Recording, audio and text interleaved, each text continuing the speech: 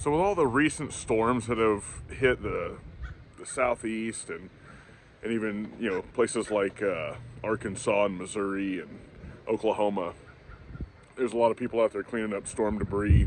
I was doing that this weekend and took a few things with me just to make sure all the bases were covered in case there were any kind of accidents.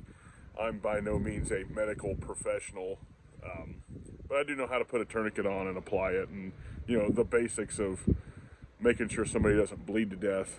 And put together a few things, cannibalized a bunch of stuff off of chest rigs before I left the house, and we went down there to help some family, dragging up brush and just doing what we could. And this is some of the stuff I took with me.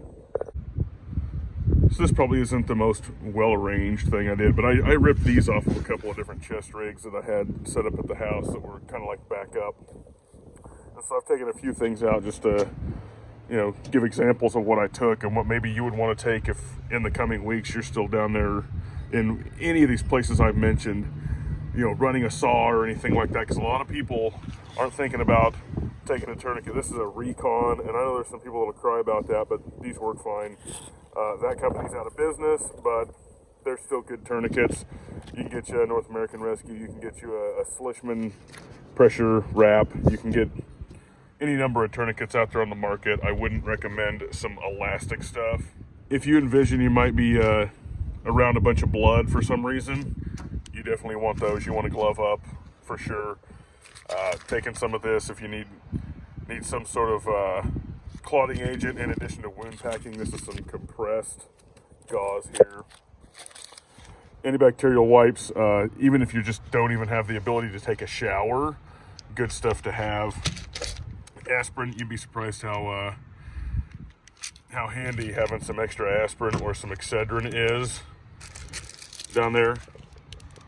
Lubricant eye drops is another thing, because there's going to be a lot of sawdust and dust in the air. The wind is crazy right now. A couple days ago it was hazy and it looked like it was storm weather, but most of that was just dirt in the air.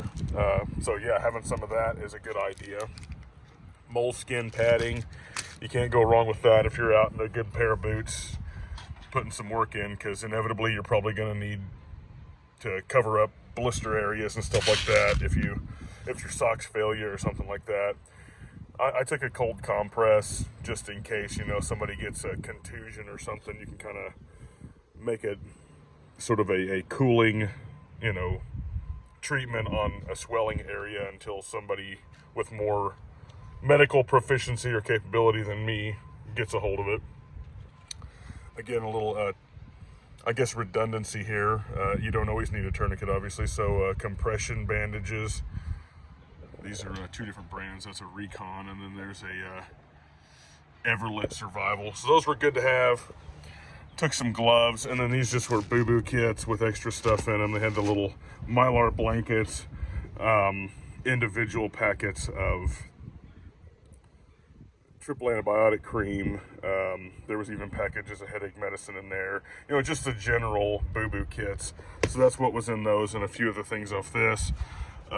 This is another good thing to have, and I didn't bring this here. I couldn't find it when I got back, so I think it rolled around in the car in the cargo area, but I had a road flare in case some real bad medical situation happened and you needed to mark an area for something to fly in or something. Maybe a guy could pop a road flare, or this is another signaling device just so that you can, if you're coordinating with somebody who's flying in or whatever, you could or just give it to somebody who is coordinating with them if they didn't have anything, and then you've got a signaling device. So that's just a little bit of the stuff I brought. This is by no means exhaustive, but that's what I took for some of the time I was in Arkansas, cleaning up property with the family and just clearing debris off the roads and all kinds of stuff. And you're going to want to take a good pair of boots too. You don't want to be down there in regular shoes. And there were people down there in flip-flops and all kinds of stuff, and they're just shredded metal all over the side of the road.